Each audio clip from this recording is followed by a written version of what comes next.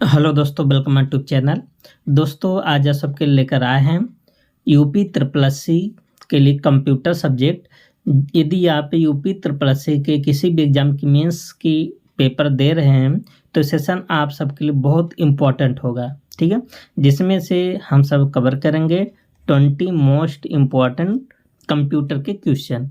दोस्तों और आप सबको एक बात बता दें कि कल आप सबका स्टार्ट हुआ सेशन, तो कल का जो सेशन था उसका लगभग 40% जो क्वेश्चन है यहाँ से उसके बारे में लिया गया है। 40% मतलब सेम टू सेम क्वेश्चन नहीं, घुमा घुमा के क्वेश्चन सब है, ठीक है।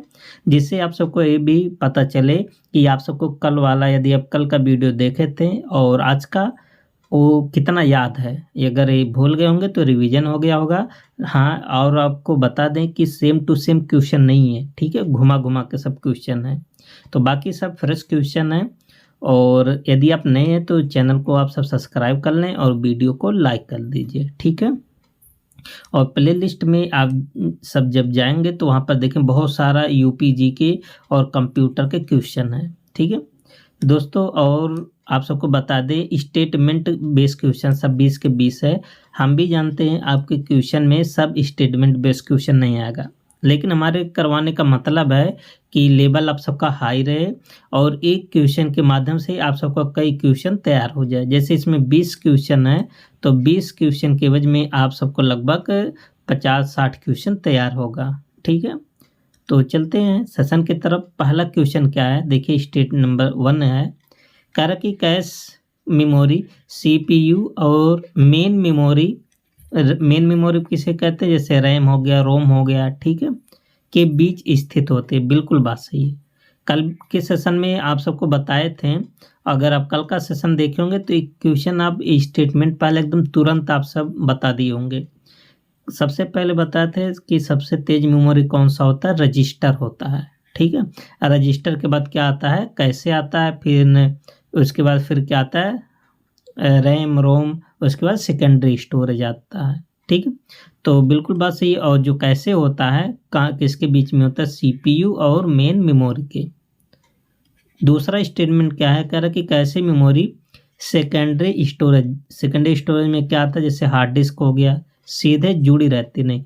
जो कैसे मेमोरी होता है इनका संपर्क डायरेक्ट रूप से सेकेंडरी मेमोरी से नहीं होता है, ठीक है। तो दूसरा आपका गलत हो गया, तो केवल पहला स्टेटमेंट सही है। तो आप कौन सा ऑप्शन चुनेंगे, ऑप्शन ए चुनेंगे, ठीक है। देखिए एक क्वेश्चन के माध्यम से क्वेश्चन कैसे एग्जामिनर घुमाता है। यूपी ट्रिपल एस सी अब इतना आसान क्वेश्चन नहीं पूछता है। आप सब देख रहे होंगे लगभग 15-16 पेपर करवा चुका है, किस लेवल तक क्वेश्चन पूछता है, ठीक है। आप सब यहाँ पर एक्सप्लेन भी देख सकते हैं कि कैसे मेमोरी तेज एक्सेस के लिए सीपीयू और रैम के बीच में स्थित होता है और ये हार्ड डिस्क से सीधे रूप से नहीं जुड़ा रहता, ठीक है। इसीलिए स्टेटमेंट नंबर 2 क्या गलत है। और इसके पीडीएफ के लिए आप सब चैनल के होम पेज पर जाएंगे, वहाँ पर लिंक होगा, वहाँ से आप टेलीग्राम से जुड़ जाइए, वहाँ पर टेलीग्राम पर भेज देंगे, ठीक है। और कल का भी पीडीएफ नहीं सेंड किया गया है, आज दोनों सेंड करवा देंगे एक साथ।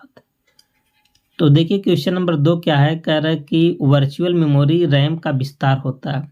आप सबको बता दें कि जो वर्चुअल मेमोरी होता है ना, ये रियल में पार्ट होता है सेकेंडरी स्टोरेज का, सेकेंडरी मेमोरी का ये होता है। लेकिन विस्तार किसका होता है, रैम का। जब रैम आप सबका फुल हो जाता है ना, तो जो रैम के रूप में काम करता है, सेकेंडरी स्टोरेज काम करता है, लेकिन ये विस्तार किसका माना जाएगा, रैम का माना जाएगा, क्योंकि रैम का ही विस्तार होता है वर्चुअल मेमोरी। तो पहला तो सही है।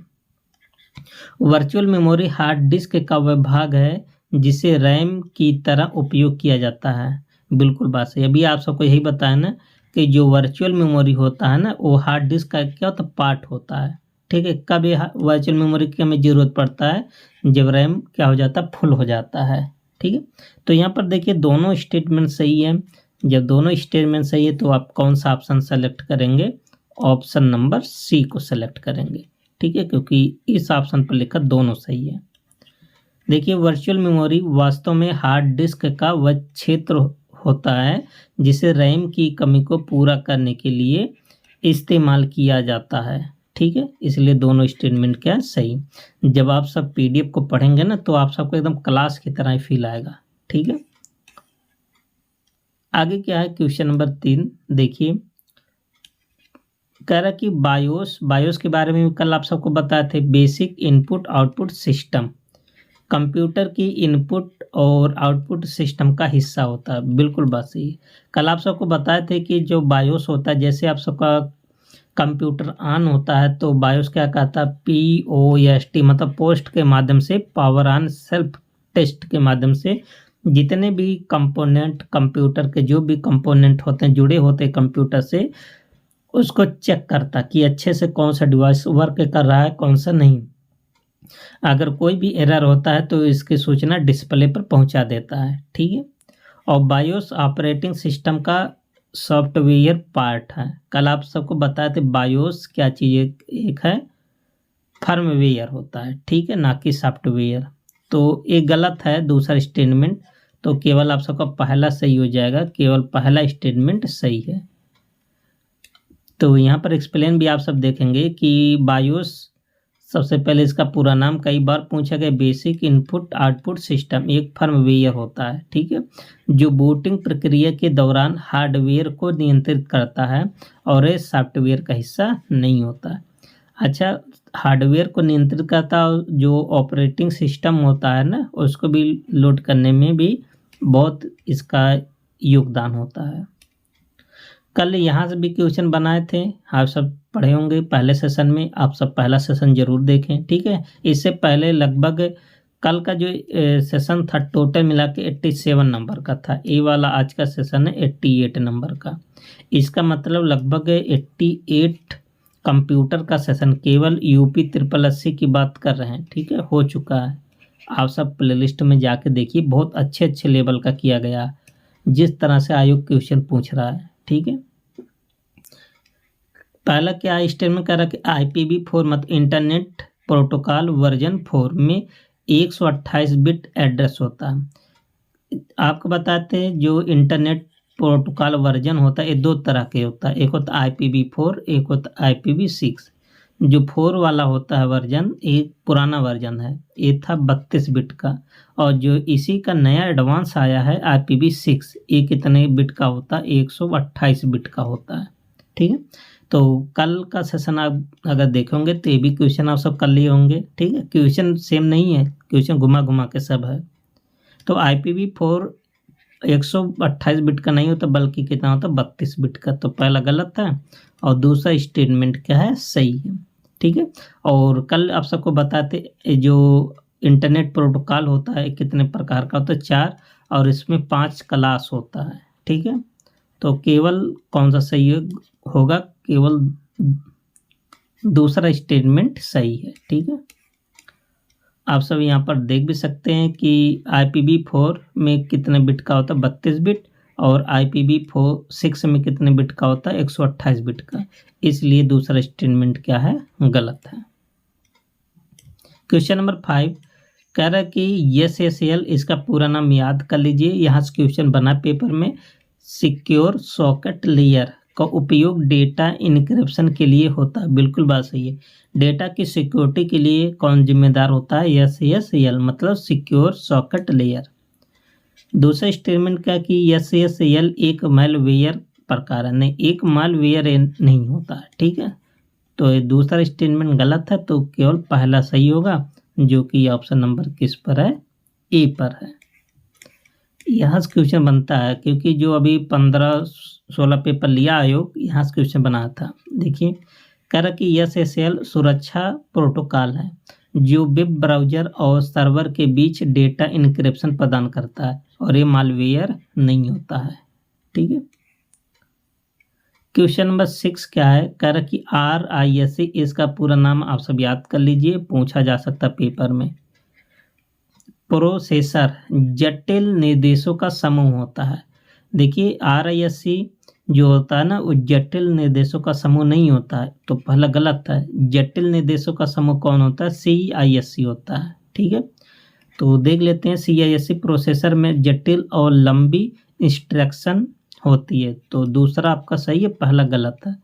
अगर आप सबको इसका नाम याद होगा, ठीक है, तो आप सब नाम से ही क्वेश्चन को मतलब कर सकते हैं, क्योंकि नाम में देखिए C for complex instruction set of computer, ठीक है, rise instruction set of computer, तो केवल दूसरा सही है। तो अभी इसके एक्सप्लेन में भी आप सब देख सकते हैं, देखिए, सॉरी राइज नहीं था, रिड्यूस था, ठीक है, reduce instruction set computer, RISC का मतलब होता है, ठीक है, और CISC का मतलब क्या बताते हैं, कॉम्प्लेक्स इंस्ट्रक्शन सेट कंप्यूटर, ये जटिल इंस्ट्रक्शन के लिए होता है, ये मतलब आसान इंस्ट्रक्शन के लिए होता है, ठीक है। तो दोनों का फुल फॉर्म याद कर लीजिए, और इसका काम जटिल कौन होगा, फुल फॉर्म याद रहेगा, खुद ही निकाल लेंगे, ठीक है। क्वेश्चन नंबर 7 क्या है, देखिए, कह रहा कि SQL एक डेटाबेस मैनेजमेंट लैंग्वेज, बिल्कुल बात सही है, कल इसके बारे में बताए थे, ठीक है। इसका पूरा नाम कल क्वेश्चन में पूछा गया था, स्ट्रक्चरल क्वेरी लैंग्वेज, इसका पूरा नाम है, याद कर लीजिए, ठीक है, क्योंकि पेपर में पूछा जाता है। दूसरा स्टेटमेंट क्या है, कह रहा कि SQL का उपयोग केवल, देखें केवल जहाँ लग जाता है शब्द वहाँ लगभग 99% गलत ही होता है, HTML पेज बनाने के लिए किया जाता है। देखिए SQL केवल HTML में पेज बनाने के लिए नहीं होता है, तो दूसरा स्टेटमेंट गलत होगा और पहला स्टेटमेंट क्या हो जाएगा, सही। आप सब इसका पूरा नाम यहाँ भी देख सकते हैं, कल भी बताए थे, स्ट्रक्चरल क्वेरी लैंग्वेज, जिसका उपयोग डेटाबेस में डेटा निकालने, जोड़ने, डिलीट करने में होता है। तो SQL का प्रयोग कहाँ पर होता है, डेटाबेस मैनेजमेंट में होता है, ठीक है, क्या करने के लिए, डेटा को जैसे निकालना है, जोड़ना, हटाना, बढ़ाना, घटाना, है ना, ये सब करने के लिए किया जाता है। क्वेश्चन नंबर 8, कल आप सबको फायरवॉल के बारे में बताए थे, ठीक है, फायरवॉल अनधिकृत एक्सेस को रोकने में मदद करता है, बिल्कुल बात सही है, ठीक है। देखिए फायरवॉल क्या कहता है, जब आप इंटरनेट के माध्यम से कोई चीज़ अपना डिवाइस में मान लेते हैं, फायरवॉल हो गया, ठीक है, अपने डिवाइस में यूज करते हैं, लोड करते हैं, तो सर्वर के माध्यम से बहुत सारे चीज़ें मतलब अनऑथराइज चीज़ें आ जाती हैं, तो ये जो फायरवॉल का कहता है ना, फिल्टर का काम, ये जैसे नेटवर्क का यहाँ फिल्टर हो जाएगा, यहाँ पर फिर फिल्टर होकर आपके डिवाइस में जाएगा, ये काम किसका होता है, फायरवॉल का होता है, ठीक है। दूसरा क्या है कि फायरवॉल केवल हार्डवेयर डिवाइस के रूप में काम करता है, आप सबको कल बताए थे, फायरवॉल हार्डवेयर के साथ साथ क्या होता है, सॉफ्टवेयर होता है, तो यहाँ पर केवल पहला सही होगा और दूसरा स्टेटमेंट क्या हो जाएगा, गलत, ठीक है। तो आप सब यहाँ पर देख सकते हैं कि फायरवॉल हार्डवेयर और सॉफ्टवेयर दोनों रूप में होता है, और ये नेटवर्क सिक्योरिटी के लिए महत्वपूर्ण है, ठीक है, क्योंकि ये फिल्टर का काम करता है, जो ख़राब चीज़ें होती हैं ना उसको पहले फिल्टर कर देता है। आप सब आज भी आप सब देख लीजिए, ठीक है, उसके बारे में इसका इमेज देख लीजिए, आपके दिमाग में बैठ जाएगा। देखिए दोस्तों, कल आप सबको ये भी इमेज दिखाते हैं, ठीक है, फायरवॉल के बारे में, जैसे जब आप सब कोई चीज़ इंटरनेट से लोड करते हैं तो ये फायरवॉल होता है, ये हार्डवेयर भी हो सकता है और सॉफ्टवेयर दोनों है, ठीक है। तो ये क्या करता है, फिल्टर का काम करता है, जब ये फिल्टर का काम करता है तो आप सबके जो डिवाइस तक सिग्नल आएगा वो एकदम सुरक्षित आएगा, ठीक है। तो इसी को दूसरे वे में आप सब देख सकते हैं, जैसे मान लेते इंटरनेट हो गया, ये जो रेड है ये अनवांटेड है, ठीक है, जो देखिए आपके ग्रीन सिग्नल के साथ ये भी आ रहा है, तो ये फायरवॉल जो होता है इसको क्या कर देता है, फिल्टर काम कर देता है। तो देखिए अब फिल्टर होके आपके पास जो सिग्नल जाएगा एकदम सुरक्षित जाएगा, जिसके माध्यम से आप सबका जो डिवाइस होते हैं वो सुरक्षित बनी रहती। ये काम किसका होता है, फायरवॉल का, ये सॉफ्टवेयर भी हो सकता है और हार्डवेयर भी हो सकता है, याद कर लीजिए, पूछा गया क्वेश्चन, ठीक है। तो आप सबको समझ में आ गया होगा। नेक्स्ट क्वेश्चन क्या है, देखिए मशीन लर्निंग से क्वेश्चन है, ठीक है, कह रहा कि मशीन लर्निंग AI का हिस्सा है, बिल्कुल बात सही है। तो मशीन लर्निंग को शॉर्टकट में क्या बोलते हैं, ML का मतलब मशीन लर्निंग, एक होता है डीप लर्निंग मतलब DL, ठीक है। कह रहा कि मशीन लर्निंग में एल्गोरिदम अपने आप डेटा से सीख सकते हैं, बिल्कुल बात सही, कल भी क्वेश्चन कवर हुआ था इसी टाइप का। तो यहाँ पर दोनों बात सही है, तो पहला स्टेटमेंट और दूसरा स्टेटमेंट बहुत करेक्ट। आप सब यहाँ पर देख सकते हैं एमएल का मतलब मशीन लर्निंग एआई की एक सब फील्ड है। ये देखिए क्वेश्चन, ये जो एक लाइन है, एक क्वेश्चन अभी हाल के एग्जाम में पूछा गया था, जनवरी वाले एग्जाम में। ठीक है, तो मशीन लर्निंग किसका सब फील्ड होता है? एआई का सब फील्ड होता है। और इसमें एल्गोरिथम में डेटा पैटर्न को सीख कर प्रिडिक्शन करता, मतलब पहले डेटा से सीखता है उसका प्रिडिक्शन करता है। जैसे आप सब यूज करते हैं चैट जीपीटी से हो गया, तरह तरह के मतलब फोटो बनवाते हैं, ठीक है, क्वेश्चन का आंसर करते हैं, ठीक है। और पहले आपसे डेटा से सीखता है और फिर उसका क्या करता है? प्रिडिक्शन करता है।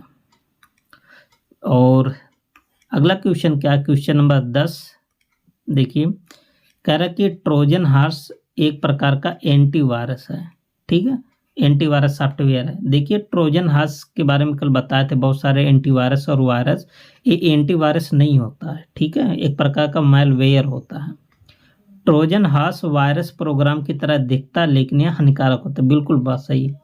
ट्रोजन हॉर्स का खासियत क्या है ना, ये आपको ऐसा दिखेगा कि एकदम ये अच्छा चीज़ है, यूजफुल चीज़ है, लेकिन जैसे आप इस पर क्लिक करेंगे ना, आपके प्रोग्राम को क्या कर देगा? हानि पहुंचा देगा।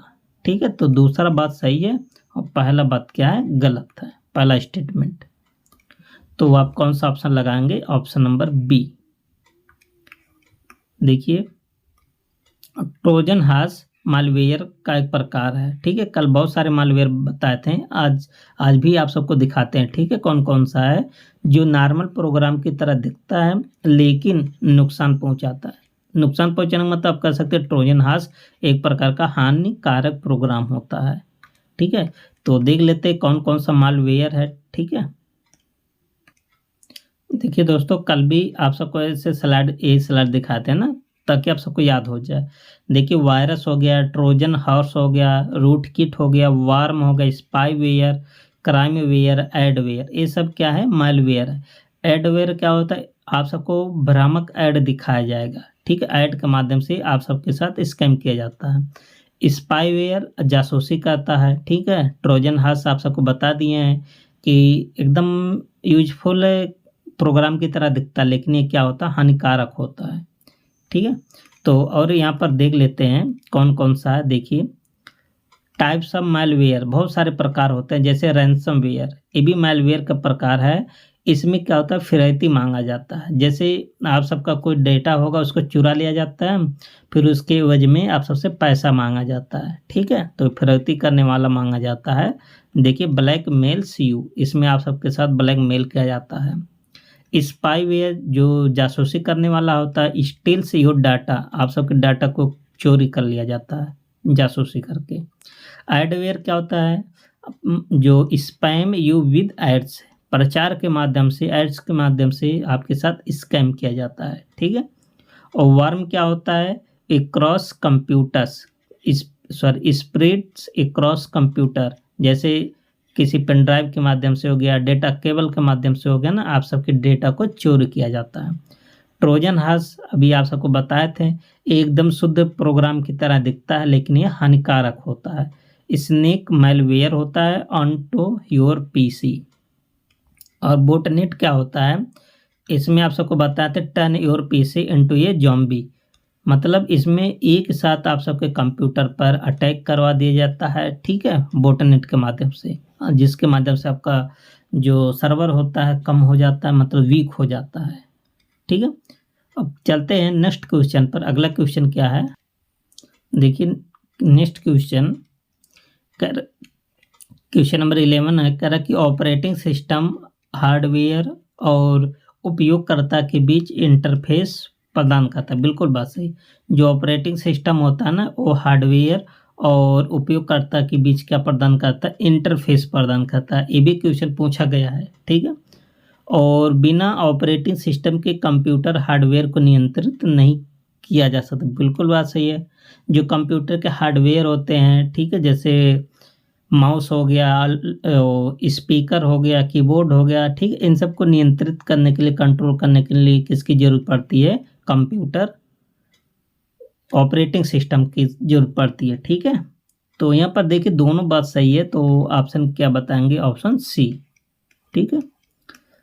आप सब यहाँ पर देख भी सकते हैं कि ऑपरेटिंग सिस्टम हार्डवेयर और यूजर के बीच पुल की तरह काम करता है और stand loan hardware operating system के बिना उपयोग नहीं हो सकता। ठीक है। नेक्स्ट क्वेश्चन नंबर 12 कह रहा है कि क्लाउड कंप्यूटिंग केवल स्टोरेज प्रदान करता है।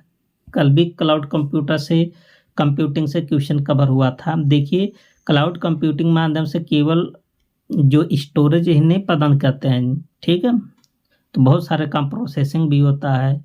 तो पहला तो गलत था। क्लाउड कंप्यूटिंग इंफ्रास्ट्रक्चर, प्लेटफॉर्म और सॉफ्टवेयर तीनों सेवाएं प्रदान करता है। तीनों सेवाएं, बहुत सारी सेवाएं हैं, तो बट यहाँ पर तीन ही सेवा लिखा, तो ये बात सही है। तो केवल कौन सा ऑप्शन हो जाएगा? दूसरा ऑप्शन, बी ऑप्शन सही होगा। ठीक है। और क्लाउड कंप्यूटिंग से क्वेश्चन बार बार आयोग बनाता है। जैसे पिछली बार बना था, अमेजन का बनाया था, ठीक है, AWS। क्लाउड कंप्यूटिंग केवल स्टोरेज प्रदान नहीं करता बल्कि IaaS infrastructure as a service, PaaS मतलब प्लेटफॉर्म एज ए सर्विस और सॉफ्टवेयर एज ए सर्विस सेवाएं भी प्रदान करता है। इसका पूरा नाम पूछा जा सकता है, आप सबसे याद कर लीजिए। क्वेश्चन नंबर 13 कह रहा कि कंपाइलर हाई लेवल लैंग्वेज को मशीन कोड में बदलता है। बिल्कुल बात सही। देखिए, ये सब लैंग्वेज ट्रांसलेटर होता है। एक होता है कंपाइलर, एक होता है इंटरप्रेटर। कंपाइलर क्या करता है? एक ही बार में पूरे पेज को क्या कर लेता है? ट्रांसलेट कर देता है। ठीक है, तो पहला तो सही है। जबकि इंटरप्रेटर क्या करता है? लाइन बाय लाइन क्या करता है? ट्रांसलेट करता है। तो इंटरप्रेटर यहाँ पर देखिए पूरे प्रोग्राम को एक साथ ट्रांसलेट करता है। तो दूसरा आपका गलत होगा, क्योंकि जो इंटरप्रेटर है ना, पूरे प्रोग्राम को नहीं बल्कि लाइन बाय लाइन क्या करता है? ट्रांसलेट करता है। तो दूसरा गलत होगा और पहला स्टेटमेंट क्या बन जाएगा? सही। तो आप सब ए ऑप्शन पर जाएंगे। ठीक है, तो आप सब यहाँ पर देख सकते हैं कि कंपाइलर पूरा प्रोग्राम ट्रांसलेट करता है एक ही बार में। ठीक है, जबकि इंटरप्रेटर जो होता है लाइन बाय लाइन ट्रांसलेट करता है। और ये सब कंपाइलर हो या चाहे इंटरप्रेटर हो, ये सब क्या होते हैं? लैंग्वेज ट्रांसलेटर होते हैं। क्वेश्चन नंबर 14 कह रहा है कि DNS, देखिए एग्जाम में आपके DNS का पूरा नाम पूछा गया था। डोमेन नेम सिस्टम का उपयोग डोमेन नेम को IP एड्रेस में बदलने के लिए किया जाता है। बिल्कुल बात सही है। और DNS का पूरा नाम डेटा नेटवर्क सर्विस है। डेटा ने डोमेन नेम सिस्टम होता है। तो ये गलत है, तो केवल पहला आपका ऑप्शन क्या बन जाएगा? सही बन जाएगा। ठीक है, देखिए क्वेश्चन में आप सबका लगभग आजकल का जो ट्रेंड है, तो UP SSC का 80% जो क्वेश्चन है ना, मतलब हाई लेवल का पूछता है और 20% क्वेश्चन क्या पूछता है? मतलब इजी पूछता है। तो कुल मिला के आप सब कह सकते हैं पेपर का लेवल अच्छे लेवल का आता है, मतलब हाई लेवल का। ठीक है, और अगला क्वेश्चन के आगे क्या है? DNS का पूरा नाम डोमेन नेम सिस्टम होता है और ये URL को IP एड्रेस में क्या करता है? चेंज करता है।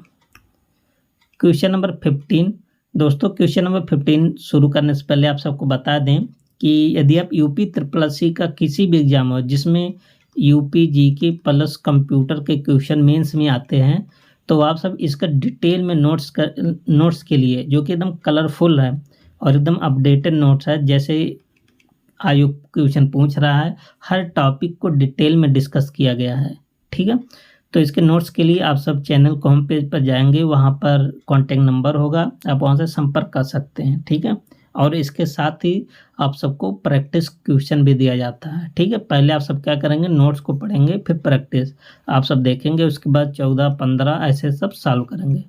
और डिपेंड करता है कि मतलब पेपर कैसा है, हाई लेवल का है। ठीक है, वैसे भी अगर आप 14 क्वेश्चन तक अटेंड करते हैं आज के ट्रेंड में UP SSC के, तो आप सबका बहुत है 13-14 क्वेश्चन। ठीक है, अगर आप सब अच्छे से पढ़ेंगे तो 15 भी कर सकते हैं, क्योंकि हर पेपर में आयोग कठिन नहीं पूछता, किसी किसी में आसान भी पूछ लेता है।